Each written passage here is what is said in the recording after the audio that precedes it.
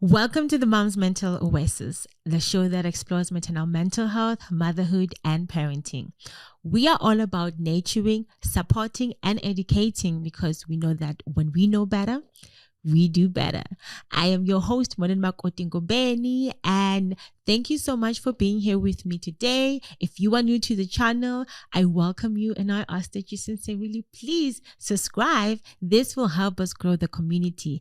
And if you've been here with me for a while, thank you so much. I appreciate you.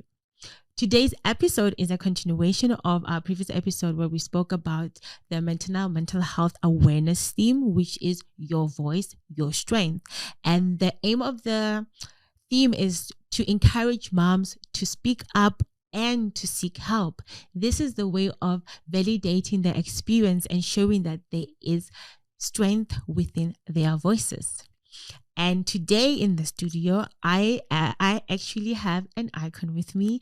She is a senior media practitioner, a global citizen champion for change, as well as a passionate mental health activist. With over 2 decades in broadcasting and advocacy, she has continued to use her voice to highlight the critical issues that are affecting women across Africa. Can I just say thank you? You're welcome. I've been anxious. Oh my God. I'm going to confess. I've been anxious. I think I told my mom, I told my husband first. When I saw your DM, I was like, Halavi, am I seeing the right things? You made him check. I did. I was like, come look. Because I'm like, and he's like, yeah. And I'm like, okay, I'm not going to get my hopes up. And when I send you back and you're like, yeah, no, I'm like, the whole, like for the last 2 weeks, I've been like, oh my God, am I really gonna? Because for me, to be honest with you, you are those women I put in the same space as Winnie Mandela. I know it's like huge, but it's because of I grew up with my grams. So I didn't get to really see outspoken, passionate Black women around my spaces because you know how grandmas are. They want to protect you. So they're always trying to tame your nature. And when I went to Verse, that's when really my nature just came out of When were you at Verse? I was at Verse in 2008. Oh my God. That's when my daughter was born. You lie. And my daughter is a 2008 December. And she's the reason why I'm late this morning. I'm late by 30 minutes. I was supposed to be at 9 because of her. It's okay. It's the kids, guys. You understand when you're a mom, but I feel like your journey is such a powerful, not manifestation, but a powerful path for women to see that you can be. We've been told so many times you cannot be outspoken. Assertiveness, I've learned even at work that assertiveness is really not liked in you as a person. But you show that that's not possible. That's very much, a thing that you should wear with no shame. And, it makes me wonder that when you look back in your life and you see yourself from when you started at the community radio for, again, the Voice of Soweto to where you are now, did you really think that one day this person will be speaking so openly about motherhood and mental health? I'm a child who was like a dreamer, who had an imagination. I was also raised by my grandmother, by the way. Oh. Yeah. So I lived in Bushbuckridge until I was 12. My entire lower primary is in Bushbuckridge. Okay. So my aunt was a teacher. And I'm a firstborn. And when my mom gave birth to me, she was like 18. So she was a baby herself. So my grandparents took me, because she had me 76 December. Then she has my brother 78 September. So her pregnancies are back to back, like literally, if you count. So if I'm born December 76, so it's 77 the whole year. And then let's say then she has my brother in September. So if she fell pregnant if she had a baby in September, if you count back 9 months, September. So it means she was pregnant January of 77, right? Which means she only had me for a year. And it's tough. It's tough. Yeah. It's really tough. So my dad was living in Joburg, working here. And so my dad is here. My mom comes now she has this baby. She's trying to balance, make this relationship work, and she was in high school. So my grandparents, my mom says wherever they lived, I would be like this dancing kid, and everyone would be like, "Oh my God, this kid is so lovely," and then wherever they would go, renting in people's houses. Yeah. So the next thing, they either go lounge, because let's say they're like friend. they change, Go lounge ba beya mai ka mo tlasa ga room divider, or side table, sideboard. It's called a sideboard. Yeah, room dividers that came later. Sideboard. So I'd start playing with the eggs, and I broke the eggs, and then they'll kick them out. So then my grandmother, when my mom obviously shared the story with my grandmother says, bring the child home. We will look after the child. And also she says, if we were in the taxi with me and I would start chatting and whatever, and someone would want to give me a sweet, and she'd be like, she was so scared that I could be poisoned. No, but I understand. Yeah, like think that because I was that kind of a child, people just loved me. And she was like, oh my God, what am I going to do with this child? Everyone. And so you can imagine that time she's 19 or 20. But then already she herself. By 20, she had 2 children. Yeah. So she takes me, so my grandparents say, bring the child. So I live with my grandparents. I think I was 2 or 3. Then my aunt, who's a teacher, when she comes home from teacher's training and studying, I'm busy at home, but I'm just too active. But this child must go to school. So instead of waiting for me to start school at 6, I started school at I think 4:10 or something like that. So my aunt was like, I will go with her to class, to school. She'll be in my class, and obviously at the time school was different. You could negotiate your way. Not like today. Not like today. So she went with me to class, and then that's how I got to school earlier. So I start grade 1, sub A, and sub B at my aunt's school where she teaches. I live with her, and I live with her daughter. So her daughter is older than me. Sis Mukhadi, she's older than me. So I think she's a 72, 71 or something like that. So she was probably 5 or 7 years older than me. Yeah. So I live with them for 2 years. I go to school every day with them. I wash my socks after school. I wash my panties. Grandmothers do that. I forget to wear my panties to school. I run back because when we're jumping the fence to get into the schoolyard, I'm like, oh, then I go back. You need to remember. I remember. And then I remember to bone my shoes after school. It was so funny. And then again, as well, she's a teacher, you're living in someone's house, like teacher's quarters.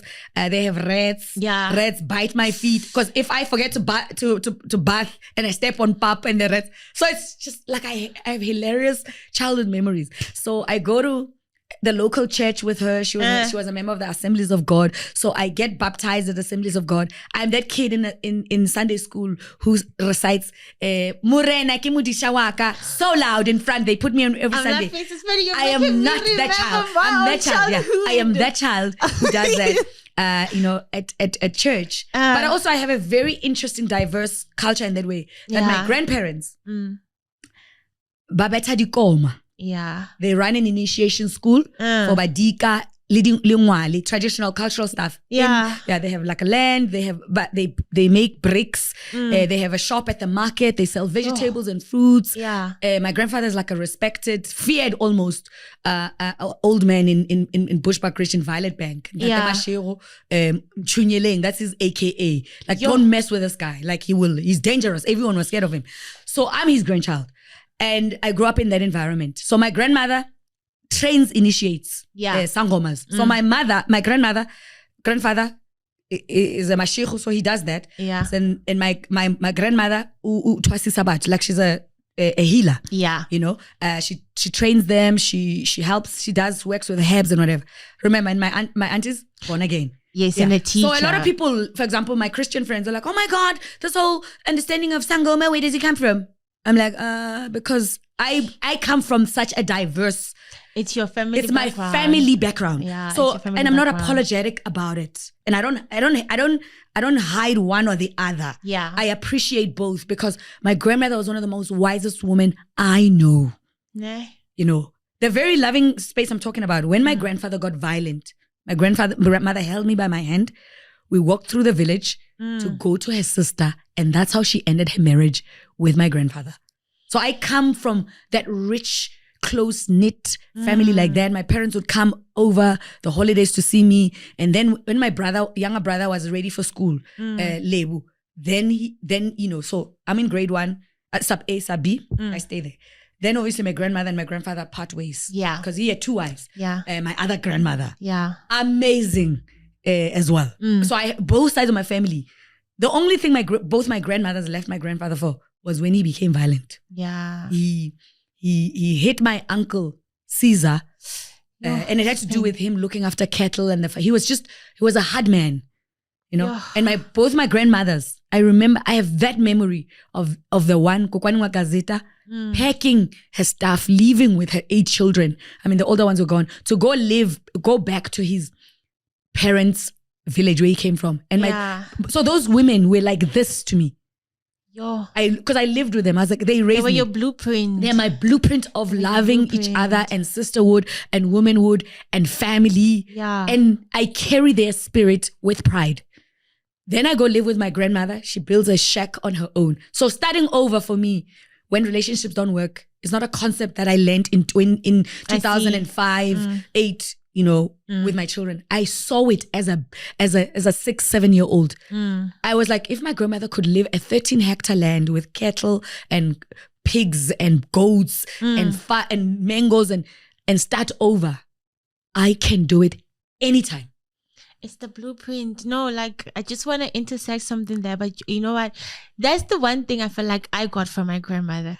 Her blueprint to me is a heart of, and sometimes a lot of my friends say like, this is too much, but a heart of forgiveness, a heart of openness, and a heart of learning.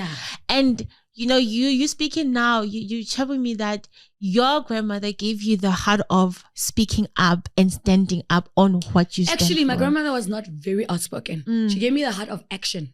Yes, of action. That's she gave me the heart of action. way of seeing it. She doesn't. My grandmother would be like, yo. So my grandfather's clan, they're the Mashiros. Yeah. So her mother-in-law, so she used to talk about her mother-in-law, how her mother-in-law was a loud woman who used to make a lot of noise and fight with everyone. So they're totem. So the women are lionesses in my mother's clan. So my grandmother is of Swati heritage. So they're quiet, peaceful power people. So my grandfather is the other, hard, like this thorough, outspoken, doesn't take, he's hoshi sort of like. Yeah. So because Mashiro, Malele, Mashile, Chilwani, that's the whole clan. They're like a small clan from Bushbuckridge. Such a rich family history. They came from, I'm a very rich person. People who don't know me don't know this about me. And people who know me, know certain aspects. But I'm also I'm very passionate about my family, my culture, and I'm very rooted in that history. And I take pride in it. So I know the history of my family because obviously if I'm going to be in spaces like this, I need to talk with context, with understanding. And obviously working in media has helped me to keep track of things for myself. Because I knew that my life, wherever God is going to take me, when I tell my story, it must resonate. It must make sense. No, because it makes me, because I saw your interview with Engineering Your Life. Oh. and that's when you decided you want me to have me on. Okay, what made you say I want to have her on? What was the thing? The first part. When I spoke about postpartum. Yes. I like how you relate to that. I actually told the person who was like, no, stop. Let me just replay that. I just wanted to hear. And I'm like, yeah. And I was one of the first South African women in media to talk about that. No, it makes sense because it's something that is really not spoken about, and which is something why for the podcast this month, the theme is Your Voice, Your Strength. Yeah. We're trying to encourage moms to speak up and to seek help and to understand that their experience is validated. So I love words. The word speak out has been abused. Okay. So when you say to people they must speak out, everyone finds negative connotations to it. So it's to own their voice. Because when you say speak out, they think you're just talking because you want to attack people. Oh. They're like, oh, Penny's so outspoken. She's always speaking. No, you're right. I'm like, no. No, you're right. Did you listen to what I said? You're right. You're right. And also, they're like, oh, but why are you so passionate and you look, you're so loud? I'm like, because when I speak in soft tones, you pretend you don't hear what I'm saying. And also, my voice is my power and it's my tool. Yeah. And also, it's because some of the things I'm speaking about, there's a crisis in them. I can't say the house is burning. Our children our children are being raped. What are we gonna do? Our relationships are not working. The unfortunate part is that is how people want women to speak. No, that's how they want them us to speak so that they can mute us down. And the thing what they forget is that's how they create this idea of silence. It's like women don't speak. I know the words. They want to mute us. They want to mute us. And that's why I feel like postpartum psychosis is not spoken about. People don't really understand. They understand we can say mental health is out there, but there's still that silence towards women that's not supposed, because we grew up, well, most of us grew up with moms who never showed emotions. Yes. Moms who never spoke up when they're not okay. Yeah. So now we have internalized that, but somehow as we're progressing and we're meeting up women who are similar to you guys are changing that. And I felt like you actually had a change in showing that postpartum psychosis exists and women should own their voice on it. And people know most about just, baby blues. Yes. Yeah. They know the postpartum depression. They don't know about postpartum psychosis because it's a 1 in 1,000 Yeah, women. it's very rare. Very rare. Yeah. And that's what happened to me. And it happens to extremely A-type people. Wow. Yeah. It happens to you on the other is because you are like this. You're thorough, you're an extreme perfectionist. Everything is orderly. When I read about I read about the baby blues and postpartum depression. Yeah, that's one. Before I had children, and I was trying to Google the name of the actress, the American actress. Yeah. And she's in the Drew Barrymore era. Those people who were child stars. Yeah. Is it Jodie? I'll find it just now. I'm gonna Google her and Google while we're talking. Jodie Foster. Jodie, no, it's not Jodie Foster, but that's the first name that came to mind, but it's not Jodie Foster. And I tell you, it was an article that she did because I collected a lot of like women magazines. Yeah. Celebrity mom. I love this. We can do that. Celebrity mom, with postpartum. She was one of the first to talk about it. And Tom Cruise made fun of her. She was like, oh my God, she's jumping around talking about how she's going to be taking this meds. And I think that sounds like a man. I think he was married to Nicole Kidman at the time. And she was hurt by it. And I read this article and she spoke about how that affected her. And I don't remember if it was in Cosmo magazine or Vanity Fair or Elle. And she was on the cover. And she spoke about that, and then I was like, oh my God. And I had a baby at the time. And I was like, what is this thing? And then I when I got sick, so and she was the first, like Christy Teigenson had it first, early days, like old Jodie. I'm gonna find her. So it's not Jodie Foster. I'll find her. Okay, no problem. She's in that movie, Brooke Shields. Yes. Brooke Shields. Oh, yeah. Brooke Shields. Brooke Shields spoke about it. So Brooke Shields was the first one to talk that I came across, and I probably think at the time, Brooke Shields. Oh yeah, that's a long time ago. So she talks about it, and she talks about how she was hurt by Tom Cruise making fun of her. And she's a very open person about her life. Very open, even now with being old. And and then I was like, oh my God, yeah, I think it was Glamour. I think it was American Glamour. Yeah. And she had a baby. And then I was like, oh my God, this is interesting. Then I started digging up, on it. But I digged up also on it because at like 23, 24, when I had a public breakup, I had the most hardest anxiety, depression, emotional breakdown that I'd never experienced in my life. And I was asking myself, what is happening to me?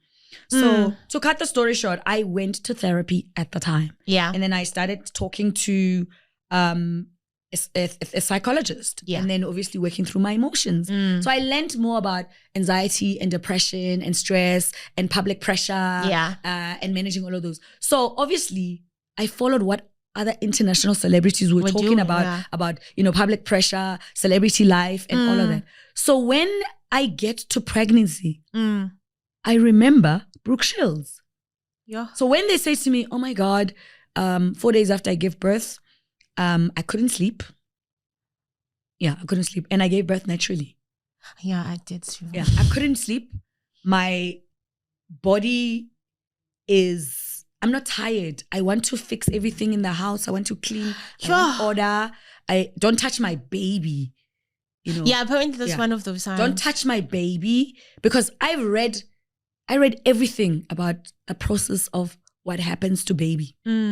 Like, I didn't, because I was like, I'm going to do this my way. I'm like, hey, don't tell me about Harman's I'm not laughing. But don't tell me about all these folk tales. And you must remember I come from two cultures. I know, that's why I'm coming from, so I'm exposed to Christianity and the values, and I'm coming from culture, African culture. There's a clash at that time. And then there's this little one. The clash starts with pregnancy, whether the father of my children is taking responsibility, my public life. I'm pregnant as a Christian girl who's unmarried. Yeah. I'm the ambassador of love life. I'm telling young people about, there was a lot happening. Sexual purity in the church. I understand. So a lot is happening in my head. And I want to remain being Penny Lebyane, doing my work.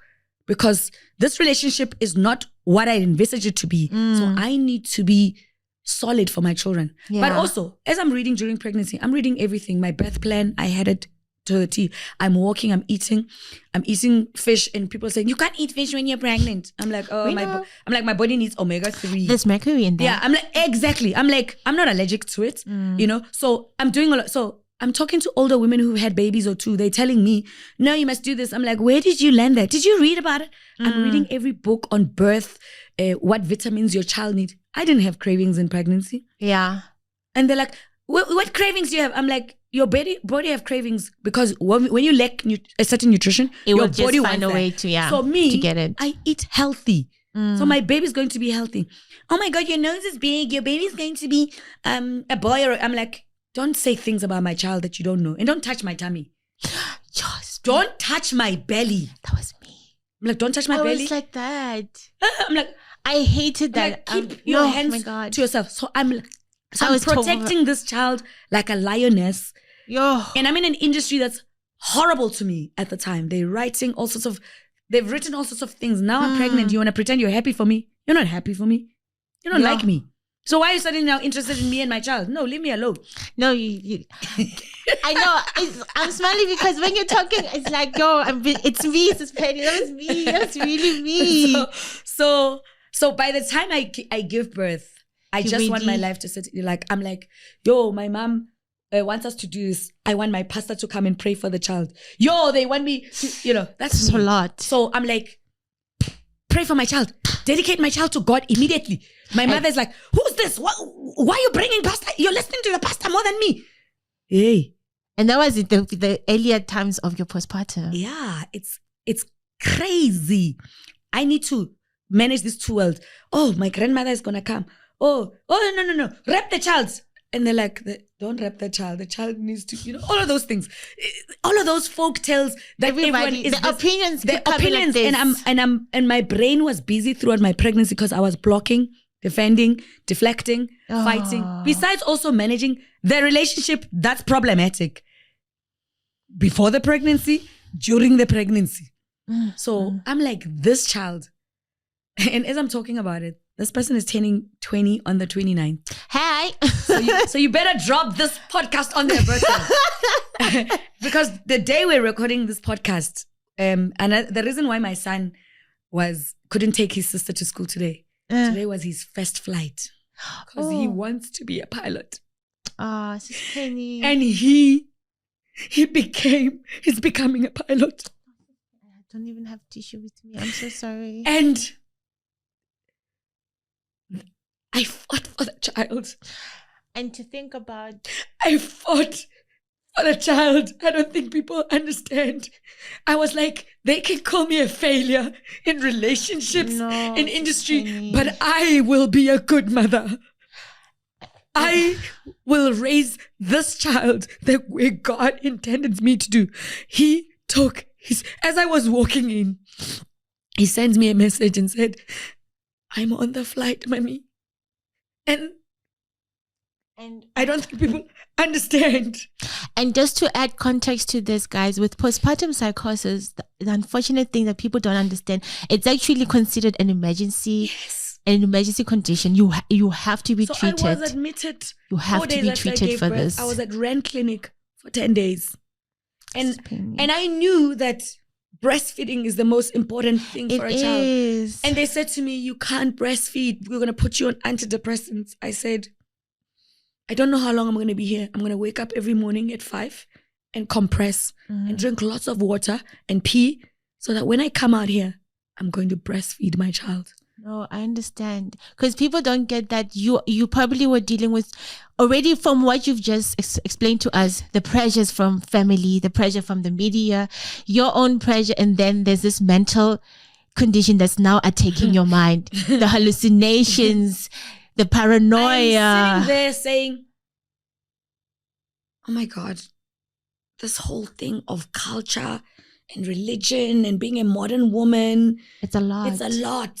And I need to raise this child according to the values that I believe in for the future. Everyone wants to tell me how I should do it. And everyone says, it's because you're pregnant, you're just being emotional. I'm like, this relationship is not working. They do that a lot. No, they do that. This doesn't work. They're like, why don't you make it work? Everybody makes relationships work. You know, I'm like, this person is not good for me.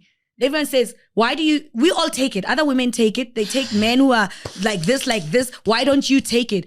I'm like, they're like, I said, when they do that whole, we're coming to acknowledge pregnancy, damages, they say, no, you want to pay lower. I'm like, no, I don't want to get married to this person. Everyone says, you're being dramatic.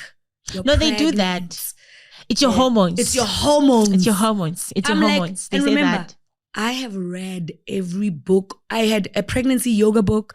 I had a Christian values pregnancy book. You were prepared. I read, I was sitting there and I'm like, what you're telling me is misinformed stuff that won't work for my life. I'm sorry. I'm glad that's fine for you. I'm not getting married because I'm pregnant. No, I'm not doing that. Obligation is I'm the not worst. doing that. And I say, they're like, oh, since you're not married, when we're not married, children must carry your surname. I'm like, no. The fact that I'm having a child with this man and I don't see a future for the both of us, it doesn't mean my child must now have my surname. And then he must come back to me at 18 and say, I want a traditional ceremony to change surnames. I'm like, I'm not doing that. And I'm giving this child his father's identity because as much as I'm in disagreement with this relationship, but that doesn't change who the father is. No, it doesn't. And his heritage. No, it doesn't. You can't even. So, and that's based on what? On my Christian beliefs and understanding, the traditions and things. But also understanding in future what gets children into things and confusion. I'm like, his identity doesn't change because me and his father are not together. And on top of it, you are going through this. And I am fighting for my career on the other side.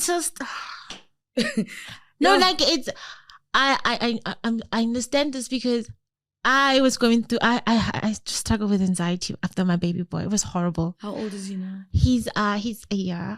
Oh my gosh. How many do you have? I have 2. How old is the older one? The first one is 3 and then the other one is 1.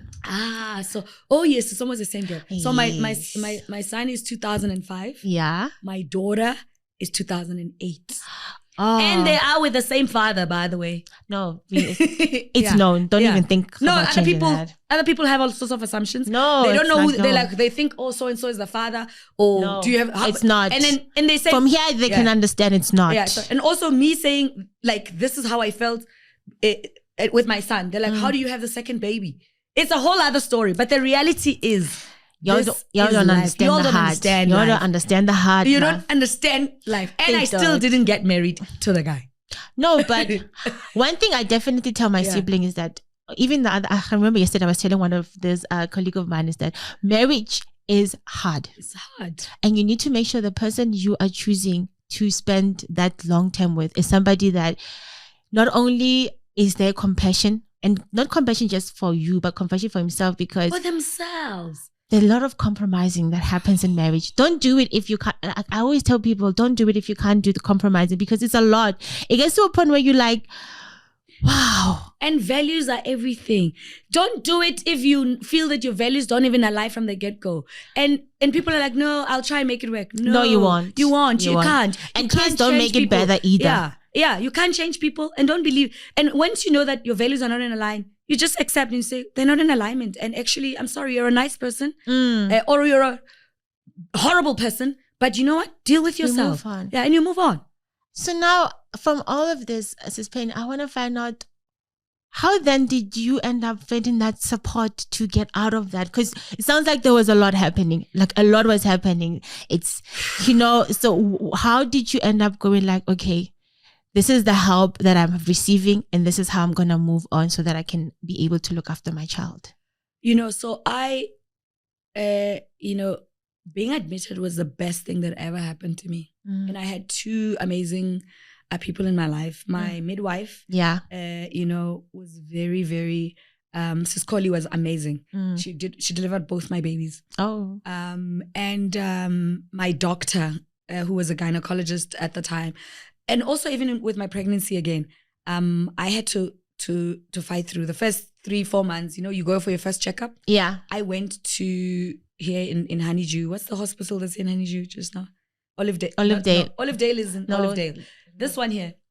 Right here in Honeydew, where we are. I just for Honeydew Clinic or something, hospital. Oh, okay. So your first trimester consultation. Yes. And remember, I had read everything. The doctor, when they plant that seed that you must have a C-section. No, I know. I know. Even mine. They tell you, oh, you're so small. Your body won't be able to carry the baby. The baby's going to be big. The baby's going to be big. So that's them planting a seed to say, we need to make more money with you when you give back. And you start thinking, my body's not capable. Oh my God, I'm not going to be able to push. So I must just as well have selective cesarean section. So my Christian value says, God, the creator, knows my body. He knows what I'm capable of. He does. And then the second thing I say is, if I eat well, I work out, I do the right things, my body can do it. Then I'm like, wait a minute, that's me being Penny, My grandmother and the women in the village gave birth. They would go fetch water and firewood, and then they're like, oh, the baby's coming. And then the woman form a circle around her, like they do with the animals. The animals just give birth naturally. They do that. Right there. They're there. So the women form a circle around her, and then they're like, she gave birth, guys. We went to the firewood, and everyone's like, Aibo, Njani. We thought, because remember, they didn't have doctors to check if they are 6 months, 9 months. They didn't know. And they kept moving, kept walking, fetching water in the village. And I said, until it was time. And I said, I am Matsidiso. First, let me start. I am Rasedi Matsidiso Penelope. Yes. Lebyane. Born in Bushbuckridge. Yes. And I said to that doctor, listen, this is the last time you're seeing me. And my man at the time, you're so dramatic. Why are you being like this? He's a doctor. What do you know? You're giving. And I said, this is my body. This is true. This is my body. I know how my body moves. And I believe in a God who is the master creator of anything. Sorry. It's fine. It's a mom. And I said, I believe in that. And I'm not going to buy into this guy's concept of me. I'm not going to be able to give birth. I'm sorry, doctors. I love you all and I respect your profession. But telling women that they're not capable at 3 months, that's planting a seed in their brain, and you make their brain to believe that they're not capable. And if you believe you're not capable, that's what you do. And then I went and I said, I'm looking for a gynecologist who can work with a midwife. Yeah. And I found a midwife who led me to a gynecologist. Yeah. Unfortunately, she's not a gynecologist anymore. And at the time, oh my God, everyone was like, oh my God, I'm going to Park Lane Clinic. Everybody gave birth at Park Lane. There was this famous doctor that everyone said, that's the doctor who's going to give birth, do my child. You know, because in celebrity culture and Johannesburg celebrity culture, everybody does that. Everybody's like, Dr. So-and-so gave birth, you know, the one's going to, and I said, me and my midwife, we are going to do, midwife, Penny. And I was like, yes, and I want a water. You want a birth. I will, you know. Then I went to Linksfield Clinic where the Jewish women give birth to their children. In there. And then I went there. My water broke in the morning. And I was like, my birthing bag was packed. I was like, I want to go to the mall. I need to buy batteries for my Walkman or something. Yeah. And that man was pissed. You're pregnant. Why do you want to go to the mall? I'm like, I'm probably going to give birth later. It's early. I call my midwife. I'm not dilating yet. It's slow. Everyone was. Like, I was a menace because my mother couldn't tell me anything. That man couldn't tell me anything. No one. All my friends who had children, I'd be like, that's your experience. It's not mine. It's not mine. And I had amazing friends who had babies. Ethel Nyembe had 2 amazing boys. I used to hang out with her babysitter boys. Neria Klobatla had 2 amazing boys as well. And I was certain I'm going to have a boy. Yeah. And I want boys only. Yvonne Chaka Chaka only has boys. Wow. because this world is mean to girls. So I'm only gonna raise boys. Yes, I was like that. I was like, they can't handle me. They don't treat me with kindness. What are they gonna do to a little mini me of a girl in this kind of place? So I was like, I just want boys. Obviously, I have a boy and a girl now. I have a second version of me. She's as stubborn as me.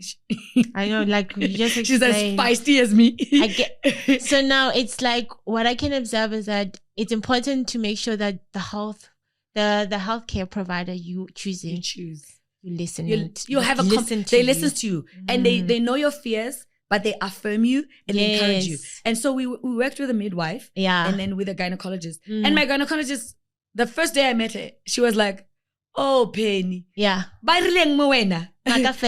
Maraking. Anyway, don't worry. If we have an emergency, we will perform It's always there.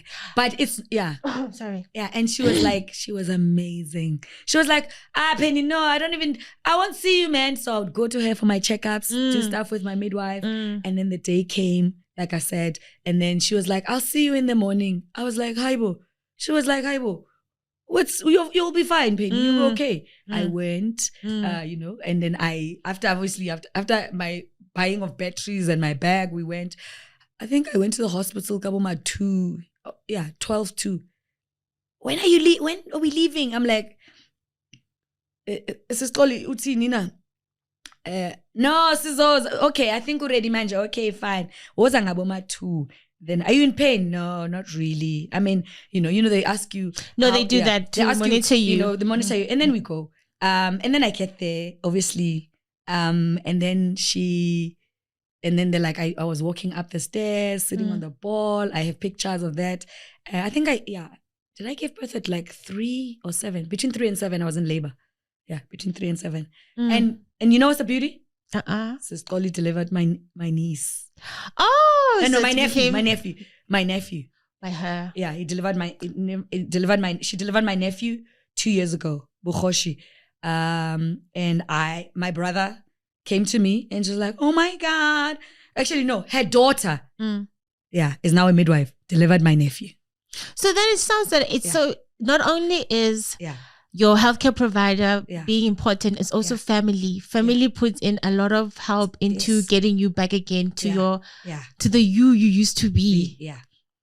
Oh wow, Sis Penny, that's... So I respected midwifery from there. Yeah. And then I championed for midwifery. Yes. Because I'm a woman who grew up in the village. I came to Soweto when I was 13. Yeah. So my formative years are based in Bushbuckridge, Violet Bang, Majembeni, Castili, Tulamahanshi, Tsubulani. So to honor the resilience of those women, of rural women, across the country, I relate with it based on that because I am because of those women. When I came, Soweto gave me personality and attitude and chutzpah and this thing that you talk about, this voice. Yeah. Because now I'm seeing, Winnie Mandela there I'm seeing Marina Maponya. Yes.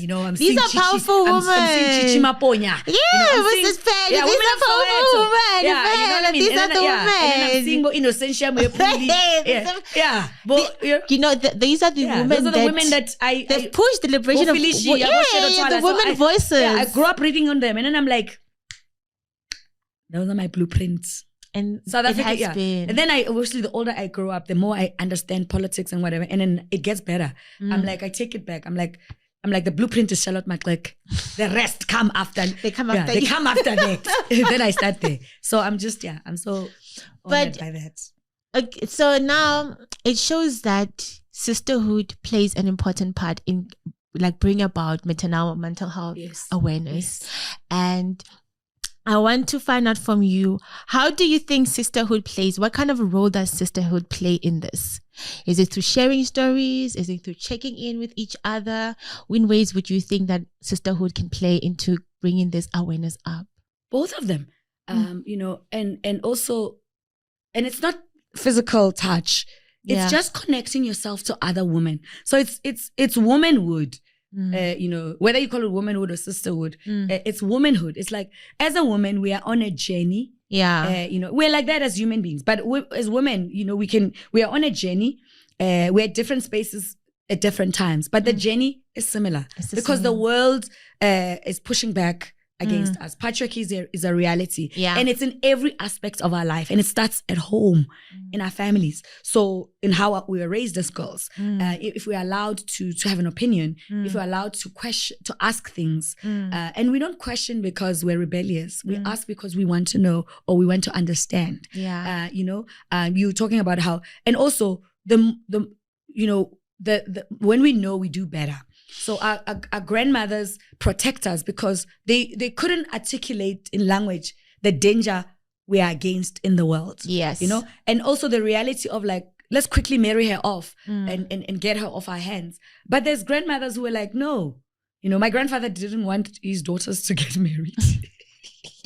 He knows.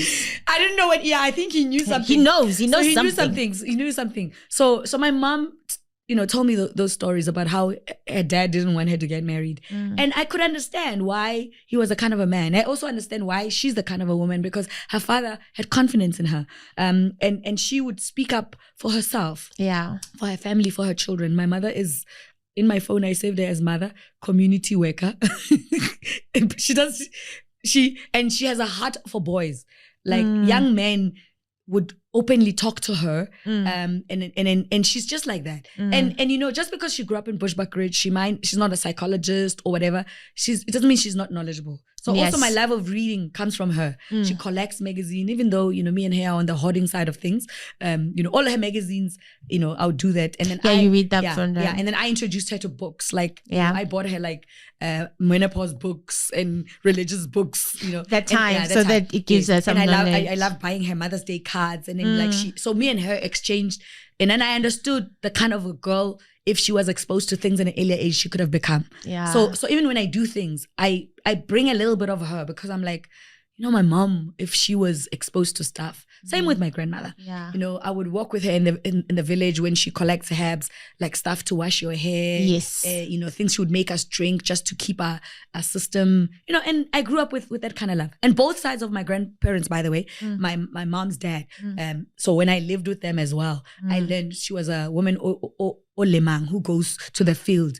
So she would come back with marupi, she would come back with morojo, she would come back with, so that rich family, healthy eating, organic food, I grew up with that. My grandfather used to go to work with a bicycle. Yeah. But in their family, the women did things together, like cooking, like fetching water, traditional ceremonies, and I think I learned about sisterhood or womanhood because in Mapulana culture, riakoming. So girls are taken to an initiation. So people trivializes it and think you're being taught about sex and how to cater for a man. No, it's not. It's not. No, it's not. So you're taught responsibility, caring for yourself, trusting older women to be your ears and eyes. Because we go through a phase where you don't speak.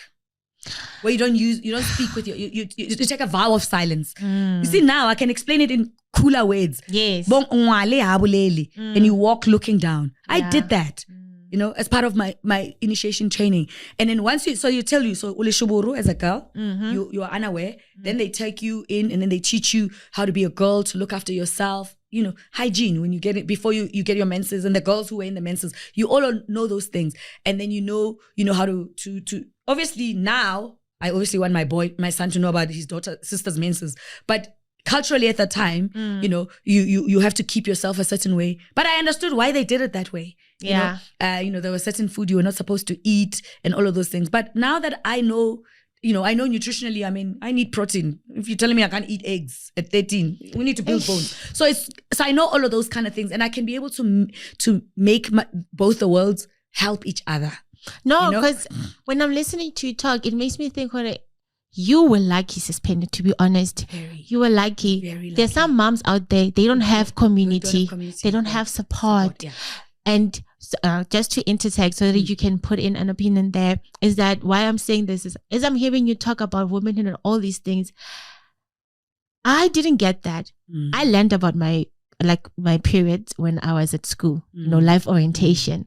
And then when I told my mom, my mom gave me this sex talk. And she was like, that's the first thing they give. That's the only thing. Instead of talking to you about your body. Exactly. So when I'm listening to you. It's because they didn't know. And that's what was given to her. Yes, but that's the thing. In one way, I hope that, it gets taken out from this space, that it's a space of taking in all this knowledge and all this understanding so that moms can claim their voice. And dads as well. Yeah, yes, and dads. So, like you can imagine, I'm trying to, I don't really have a recollection of what happened when I got my periods. I don't know, actually. I must remember. But obviously also got exposed to the school. But because I went to that initiation stage, period in the village, so I knew my responsibilities. I knew the importance of looking after, my brother, helping them, fetching water, doing my laundry, cooking, and all of those things. So by the time I came to live with my parents at 13, going to high school, I became literally, when I came to live with them, I'm helpful. And now, my mom, we were now 3, because then my little sister was born in 81. So I'm 76, my brother is 78, and then in 81 they have my sister, Brenda, named after Brenda Fassie. I'm kidding, named after, I think it's Lionel Richie's girlfriend or something. Brenda was her name. Yeah, Brenda, yes, because my mom loved the Commodores. I always tell everyone that I think my dad charmed my mom with Lionel Richie and the Commodores. My mom used to love Lionel Richie. She had that Lionel Richie Pam. I'm like, I think that's why she named my daughter, her daughter Brenda. That's from there. It was Lionel Richie's girlfriend. Remembrance. Yeah, remembrance. So anyways, and then my younger brother gets born later when I was like 15, 16 now.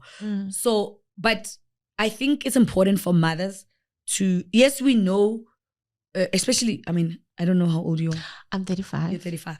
Okay. So, you're a mature young mother, and it's also important to have your children a little bit later, because now you have a sense of self, and then you can make decisions that suit your life. Thank you. Versus making decisions based on what your mother thinks you should do when you know that your life is not like that. So I needed to know that I need to get back on my feet, to get working, because they need me. If I'm not back on radio at 6 weeks, they are replacing me.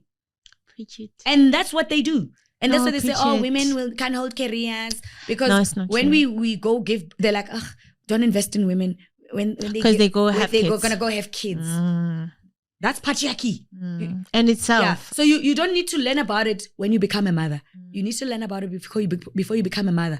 So you plan your career, and you know how to protect and support yourself through that journey. So information, it truly is power. And knowledge is application of that information. So I was that kind of a girl. I was like, okay, I know where my mom's support can go, but I also know how far I can take myself further. And I also know that I can't fully rely on my mother the whole time. I need to build systems that will work for me. So very early, I wanted to have my own nanny. Whether my mother thinks she's good enough or not, as long as she knows when I need her to bab the baby, when I need her to put the baby to sleep, and that, the house is spick and span, and the malaria are white. I mean, obviously, I was pampered. It was in pampers. But my mother... I get you, those mother's worry about things like that. Oh, your house is not clean. When we have a toddler in this house. It's not going to be clean. It's not going to be perfect. That's not going to be clean. Yeah. So, and the clash, happens there with our own mothers. But it's because they know what they know and their effects are based on what they know. But you now have new information. Which is different. But also your lifestyle needs this new information. True. Oh, yeah. So I need that. You need to accept this new information because your child is going to grow into this new information. There's some things that you can borrow that make sense. Yes, that's what I always tell my mom. Yeah. But also remember, they will also assert themselves. So you need to create boundaries very early. I did. And both mothers, mother-in-law, mother. Yeah, I did. You must, if you have both. Yes, I do. So you need to, but you also need to remind them of their role. You need to pour love into this child, teach them languages. I did. Give them ideas. Because keep on abatlaring. Mina umntana umzukulu wami ngimkhulumisa ngesilungu. Gogo. The reason umntana aza kwakho ukuthi wena uzomfundisa isuthu, umtshele ukuthi abomalume bakho abobani, ithakazelo zabo abobani. You continue education Bona they want to say, Nana, you want to play with my phone? Gogo. I'm trying to get the child off the phone. When you're busy spoiling the child, God, umzukulani wami, gogos. But Sis Penny, when you say that, it means that there's mom out there who's going through these issues of mental health and that she doesn't speak up. Yeah. What words can you say to her to get her to claim her voice? You can start with journaling. Yes, I also tell my friends that. You can start with journaling because, your voice is not just sound coming out of you. That's true. Your voice is your words, is your thoughts going out of your body. So if you write them down, they're out of your brain, of your system. And believe in the power of your words. When you say, I feel unheard, write it down. I feel unheard because Tshireletso interjects when I try to say this. Tshireletso, I would love it if Tshireletso speaks to me like this. And also if I could just say my thoughts, whether I'm not sure, correct, incorrect, and then find myself in there. Then you write it down. Then you look back at those thoughts are not swelling in your head where you're like, oh my God, what am I going to do? I'm on my own. I can't manage. I don't think I'm going to help. I don't think I can do well with this baby. Okay, you know what? Actually, what's going to happen? This father is not going to maintain the child and now he's bullying me. Now there's lies. Oh my God. Oh, now everyone's going to find out. Oh my God, my life is ending. All of that is in my head. But when you take it out, even better in 2024, what I like doing, I just record myself. Yes, because now the phone has that. I just press record and speak and speak and speak and speak and speak. If I want to swear, curse, punch, or just sit and say, hey, Nkulunkulu, ayikho phela lento yakho. Or if for you, we are phahla, do what needs to be done. Yeah, have the conversation, or you just, and also the other way, if you are the friend, sometimes it's okay to just listen. Listen to the person talk. Don't judge them saying, hey, but manje, umntana, I need a break, yo. Ungati, you're a mother now. Yeah. You must be, no. Let the emotions that they're feeling be out. And then after it's like, now that you've vented, I'm going to crutch. Bring back the reality. Do you know what I mean? Bring back the reality. Yeah, but also don't be a guilty mom. I learned very early. Don't be, society wants you to be guilty for being a mom. Oh, man, so nomtana, you can't go out on dates. Oh, so nomtana, why fuck brook? Hey! So nomtana, ni opinion bangan back lunchin. Daddy, I'm gone for 4 hours. Yeah. Change the nappy land. And abantwana ngeke bafe mabahlale nabo baba. Except obviously if this is the evil rapist people. And then these dads will say, I'm babysitting.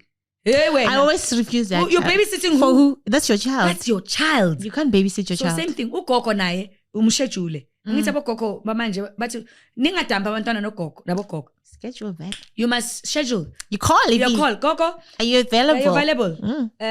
Gogo, no, I'm not available. Okay, in a month you need to see your grandchildren. Yes. At least twice. or that's the way. Yeah. So that's the deal. So I used to do things like that. I go home and on Sundays, they spend 2 hours. My dad plays with the kids, and they have their own relationship. My siblings hold the child and whatever. So up to this today, Mina, when I have a crisis, it's my parents. Yeah. It's my siblings. Yeah. And people get shocked. I had a serious crisis recently, and this lady who I was dealing with said, I thought there's going to be lots of your celebrity friends. Sis. You don't know me. No. Me, I have a family. A loving, amazing family. And there's other family that when I call them, what to Shubile. I have an uncle, my Uncle Maurice. When I call Uncle Maurice, it means I'm calling in higher power. It's bad now. It's bad now. Like when I call him, it's like Uncle Maurice is coming to say, I don't call him willy-nilly. Yeah. I don't call him every crisis. And I'm like, yeah, we dealt with that. When there's a crisis, when I pick up the phone, I call Uncle Maurice. So we share birthday month. Like star sign. He's like, Siri. I'm like, Malome. Rawani, this is what's happening. So it's that. So support is exactly that. And whatever gaps. So ideally, whether the father is present or not, you have to try and build relationships with the other side of the family. Yes, but also they have to be willing. If they're not willing, then there's nothing you can do. You do your part and you excel in your part. Your mother is there, your father is there, your brothers are there, your cousins are there. Like your friends, my kids know. Yeah, my kids know. They know they have uncles, they have gay uncles, they have aunties, they have rich aunties, poor aunties, successful aunties. No, that's true. And then all of those things. Like they have people from all walks of lives, and because they've seen them, But the other aspect, the other side, I'm not guilty for that. That's their dad's responsibility. I've done my part. And I don't guilt parent myself. I've never been. I will say to my kids, when I'm working, I'm working. Yeah. When I'm at home, I'm at home. So that's a boundary, actually. That's a boundary. It's a serious boundary. When I do, so even when I take jobs, so I was telling my son recently, now that you're old, you're driving, whatever, now I can go for 3 days, 4 days to go work in Cape Town and whatever. I never used to do that. Yeah. So that meant that I held back on my career. People are like, yo, Penny, you always coming back. I thought you were out. Your problem is that you guys think everything's a shortcut or it's a little sprint. I am in this thing for the long haul. It's a marathon. It's a marathon. And I've planned my career, my parenting. So even the fact that, obviously I wanted to be in a couple family, whatever. The fact that I didn't get married didn't change my plans for the kind of mother I want to be, for the kind of family I want. It's because your identity remained intact. My identity was not based on whether I marry someone or not. Yeah. And I think that's coming to a close because we will talk forever. Penny has so much wisdom.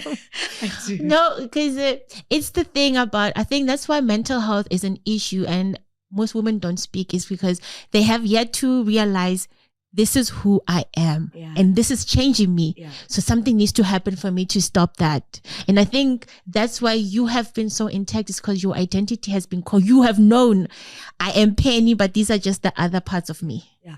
And my children, might be out of wedlock, but they're not a mistake. No. Yeah, they're not a mistake. And my children chose me. Universally, spiritually, no, they did. Ancestrally, because I'm the parent for them and they're the children for me. So everything is the way God wants to be. The other stuff that's happening is life. No, it's true. It does, yeah. So and I was very intentional about it. I'm going to be a present mom in an industry that makes you feel like you're not good enough when you have children, or there's jobs that I didn't get because I was people said she's an unmarried single mom. Yeah.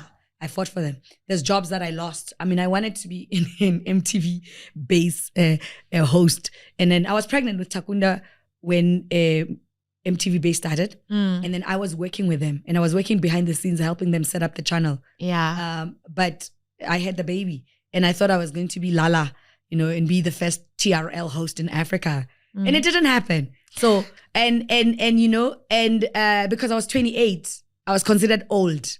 And I was like, I'm carrying on with my life. It's tough. It's tough, I know. But when you know who you are, even when people say things like that, you don't wear that sachet. I get you. And identify yourself as that. So, people now who say, oh my God, Penny's so old at 47. They told me I was old at 28. You're not the first people to tell me that. It's nothing new. Yeah, it's nothing new. People told me, what's going to happen to you when you turn 30? Women, after 30, you can't be on radio. I said, watch me. Yeah. Watch me. And I'm still doing the thing. But the reality is, as a young mom or as a mom, don't guilt trip yourself. Whether you're a single mom or a mom in a marriage, in a relationship, or in a partnership that's functional. Happy mom, healthy children, healthy family. It's like in the plane. When there's an emergency, you must put the mask on who? You first. Before you can help other people. So looking after yourself, taking care of you. And I don't mean be self-centered. You leave your children for 3 days partying or chasing after boyfriends or taking your children's money and you're spending it on a man because you're trying to impress him. That's not what you. That's not self-care. That's just self-destruction. Yeah. A huge one. Huge one. If you have an opportunity to do a job in another province, negotiate with the thing of saying, I have 2 children. What is the schooling system? What kind of support I'm going to get? So even if they're going to pay you more money for the job, but it means you're going to sacrifice your children's foundational years, don't take it at the time. Because believe that the opportunity will come again. What's meant for you is meant for you. And also be honest with yourself. Say no to certain things now because you'll get them later. Yeah. Don't believe that opportunity will never happen to me. I might have not been on drive time when I wanted to be, but I've had a long career. 2 decades. Has surpassed almost 3. Yeah. It's even more. It's going to be 3. It's almost 3. And I'm diverse. I'm multi-layered. I'm multicultural. If I had just been a girl on drive and was very successful and paid lots of money, I would be cocky, arrogant, ignorant, wouldn't care about these kind of issues. I would have been so self-absorbed in being famous, because I'm like the drive girl. No. But I did so many slots and whatever, and I would accommodate my children's lifestyle. When I do breakfast TV, my brother lived with me. He drops the kids. Yeah. I pick them up. Present mom. Yeah. When they're old enough, they get into transport. When they arrive at home, I'm home. And I tell them, Mommy will be sleeping. I'm going to leave the door adjacent. If you want to say something to Mommy, you come in.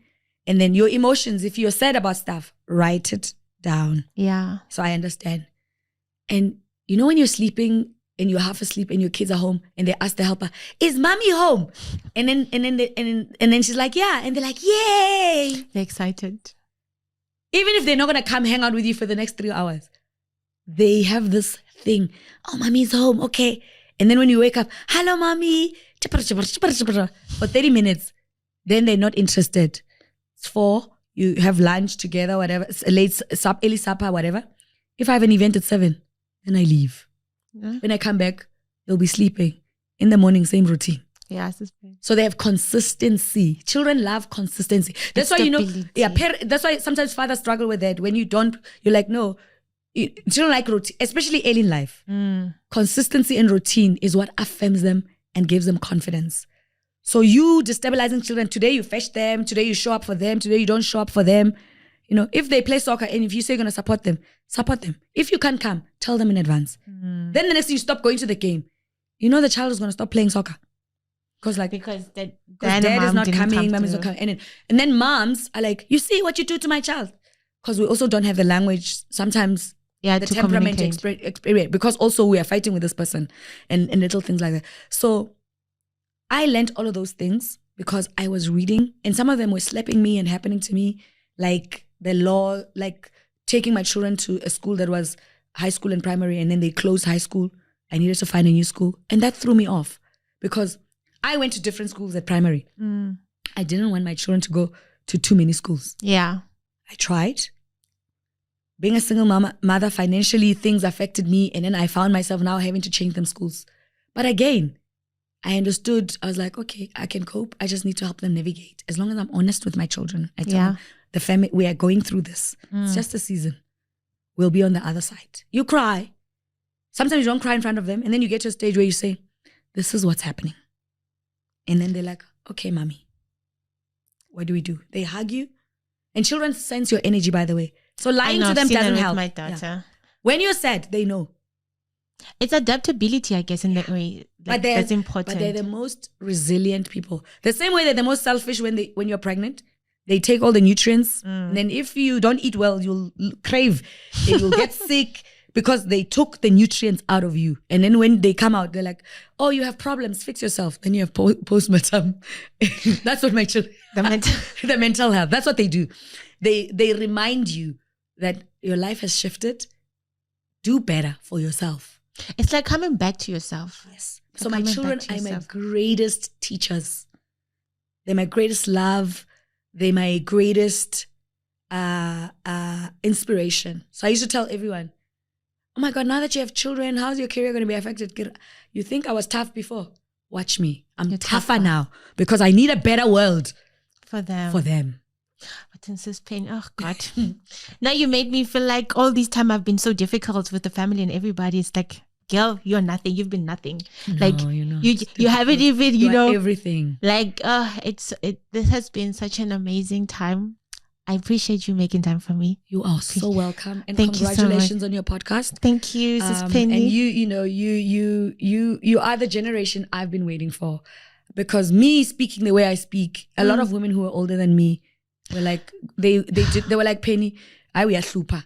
You'll never survive. No, and then I used to say to them, it's fine. But I'm thankful you survived, because you're the blueprint to us. So I'm very grateful, and I'm grateful to God that I could be the light that others couldn't be for me. I mean, yes, they taught me certain things, but there's certain things where they're like, relax. Yeah, relax. You know? And we know that. Yeah, but just relax. And I'll be like, relax for what? For who? and we heal each other as well as women when we do things. So I'm doing whatever I'm doing, but there's another woman who's looking. And I love it when older women come to me. Like with my postpartum, I remember, may her beautiful soul rest in peace. Lerato Muloi's mom Candy, she used to do voiceover work. She came to me and spoke to me and said, when I had my child, my children, this happened to me, and I was growing up in Venda, and whatever, and then people didn't understand. And I used to think, and when I read your article, because I did a True Love article with holding my son on the cover, I think it was 6 months, and talking about my experience, everyone was like, what are you talking about? Why are you talking about such private matters? Those women like Mom Candy came to me and said, what you did helped me understand what happened to me. Thank you for doing that. So there were older women as well who, through my story, got healing. So that woman, what I'm talking about, it does that. So your daughter, if you have a daughter, will heal you. And they'll teach you certain things. They'll affirm certain things about you. So just be present and intentional. And it will all work out. All work out. It always does. Thank you, Mrs. Penny. Thank you so much, Tsireletso. And continue to be the Tsireletso to the mothers. I will. Guys, thank you so much for tuning in. And please subscribe. You guys must have a lovely day.